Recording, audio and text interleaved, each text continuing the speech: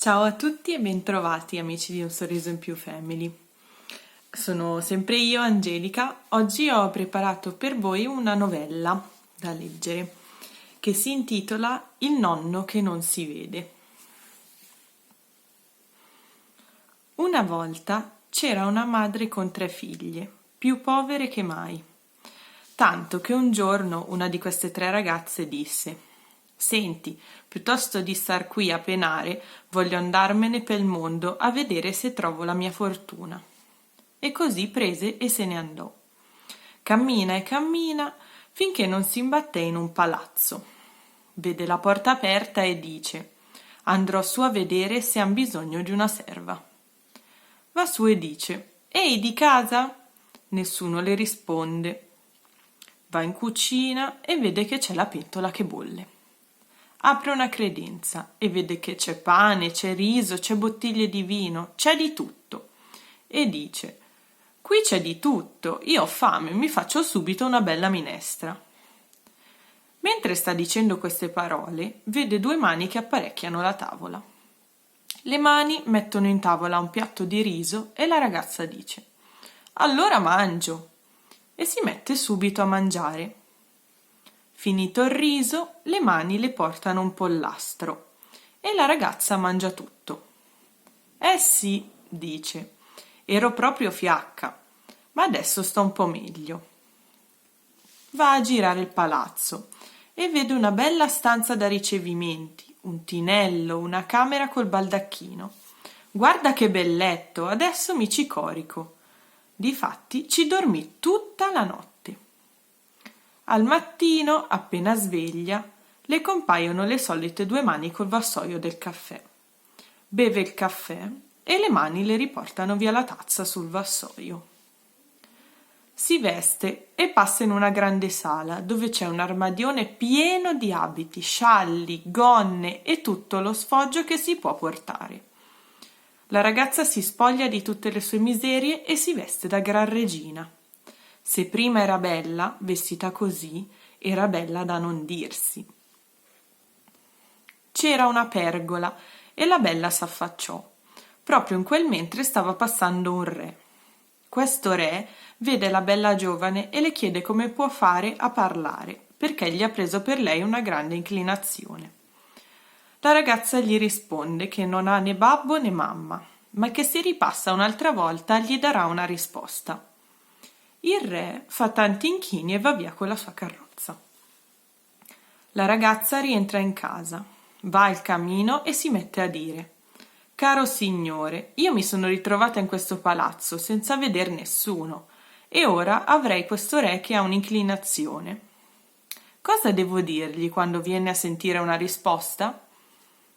Dal camino sentì una voce che le rispondeva: «Ah, sì, tu benedetta, che bella sei e sempre più bella diventerai.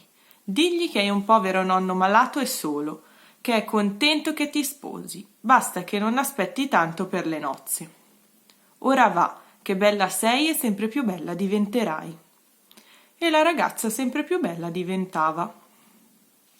Il giorno dopo va al balcone e in quel mentre passa il re e appena la vede le chiede la sua risposta. Lei gli risponde che in casa non può farlo entrare perché ha il suo povero nonno malato, ma suo nonno è contento che si sposino, purché facciano presto, e intanto faranno all'amore discorrendo sul balcone. Il re era tanto allegro. Fecero all'amore dal balcone per 8 giorni. Passati gli 8 giorni, la ragazza va sotto il camino e dice: «Nonno, sono 8 giorni che facciamo all'amore, cosa dice?» Il nonno le risponde: «Prendilo pure per sposo e comincia a portar via tutta la roba da casa. Quello che ti raccomando è che tu non mi lasci niente, ricordatelo bene, bada. Devi portare via tutto. E adesso va, che bella sei e sempre più bella diventerai». E lei sempre più bella diventava. Va al balcone e appena vede il re gli dice di preparare le nozze, che intanto faccia venire carrozze e cavalli per portar via tutto quello che c'è nel palazzo. Passarono 8 giorni a portar via roba e il re disse a suo padre: Guarda, papà, che bella roba ha questa mia sposa. Neanche noi altri che siamo re ne abbiamo di così bella. E vedrai poi che bella ragazza. La fidanzata, intanto, aveva scopato tutto il palazzo e buttato via scope e spazzatura. Adesso era rimasto tutto vuoto. C'era solo una collana d'oro che voleva mettersi al momento d'uscire e l'aveva lasciata appesa ad un chiodo. Intanto dal balcone vede venire il re sul tiro a due. Allora andò al camino e disse: «Nonno, guardi che io vado via, perché è venuto a prendermi il mio sposo». «Stai tranquillo che ho portato via tutto e anche scopato il palazzo». «Brava», disse il nonno, «ti ringrazio. Bella sei e sempre più bella diventerai». Sempre più bella, la ragazza salì nella carrozza, abbracciata dal re. E così partirono. A metà strada si tocca il collo ed esclama: «Ah, poveretta me, ho dimenticato la mia collana d'oro. Presto, torniamo indietro». Dice il re: «E lasciala là, te ne faremo un'altra ancora più bella». Ma lei volle tornare indietro a tutti i costi. Smontò di carrozza e salì nel palazzo, mentre il re la aspettava giù. La ragazza andò al camino e disse: «Nonno, cosa vuoi?»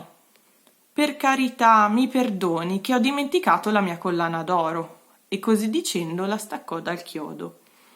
«Va via di qua», gridò la voce del camino. «Va via, brutta barbuta. T'ho raccomandato tanto di portar via tutto e non dimenticare niente. Va via, brutta barbuta».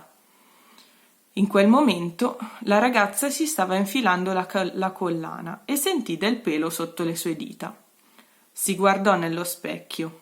Aveva una barba lunga fino a metà del petto. Quando esce così giù dalle scale, lo sposo si mise le mani nei capelli. «Te l'avevo detto di non tornare indietro. Adesso come faccio? Che ho detto a mio padre che eri tanto bella? Non posso più accompagnarti a casa. Qua vicino ho un casolare nel bosco e ti terrò là». Così fece e ogni giorno andava a trovarla perché le voleva ancora bene e non le faceva mancare nulla. La cosa andò avanti per un pezzo, finché non giunse all'orecchio del re che suo figlio faceva all'amore con una barbuta. Allora il re chiamò il figlio e gli disse: «Come pensi che un re possa fare all'amore con una donna con la barba? Ne va della dignità della corona. O tu l'abbandoni o io la faccio morire». Il giovane andò dalla ragazza e le disse: «Senti, ho da dirti una cosa. Mio padre è venuto a sapere che faccio all'amore con una donna barbuta e m'ha detto che se non t'abbandono ti manderà a morte. Dimmi dove vuoi che scappiamo». «Tu devi farmi solo questo piacere», disse la ragazza. «Fammi fare un velo nero e un abito nero di velluto e conducimi dal nonno, che chiederemo aiuto a lui». Il principe allora portò il vestito e il velo e così, vestita e imbacuccata, salirono in carrozza e andarono al palazzo. Lei andò sotto il camino e disse: «Nonno, chi c'è?» «Sono io, nonno. Cosa vuoi, brutta barbuta?» «Nonno benedetto, senta, sono condannata a morte per causa sua». «Per causa mia? Non t'avevo detto di portar via tutto e non dimenticare niente. Se non dimenticavi la collana d'oro, io sarei liberato dal mio incantesimo, e invece m'è toccato ricominciare capo la mia condanna». «Nonno», disse la ragazza, «io non chiedo la bellezza che avevo in questo palazzo, ma vorrei almeno il viso di quando sono arrivata». «Dunque, nonno, mi faccia la carità, mi rifaccia come ero prima». «Bene», disse il nonno, «ti sei dimenticata niente?» «No, no», disse la ragazza, «ho in mano la collana d'oro che avevo lasciato appesa a un chiodo». «Allora», le disse il nonno, «mettila al collo, che bella sei e più bella diventerai». La ragazza si mise al collo la collana d'oro e la barba a un tratto sparì. «Nonno, ti ringrazio, addio». «Va pure», disse il nonno, «che bella sei e più bella diventerai». E la ragazza era diventata bella che pareva al sole. Corre giù per le scale e va alla carrozza dello sposo. Lui, a vederla così bella, come prima e ancora più di prima, tutto contento l'abbraccia e le dice: Ora mio papà non ti condannerà più a morte e neanche dirà che far l'amore con te ne va della dignità della corona. Infatti, arrivati al palazzo reale, s'affacciò il padre. Ecco, disse il figlio, la brutta barbuta con cui faccio l'amore. Ah, disse il vecchio re, figlio mio, hai ragione, più bella di così non può essere. L'abbraccia e dà ordine per le nozze e intanto vuole che vada sul balcone perché possa vederla tutto il popolo. Subito, sotto il balcone, si riunì tanto popolo e, al vedere la bella giovane, gridavano: Viva la regina! Viva la regina nuova! E questa era la novella di oggi. Spero vi sia piaciuta e noi ci vediamo alla prossima. Ciao!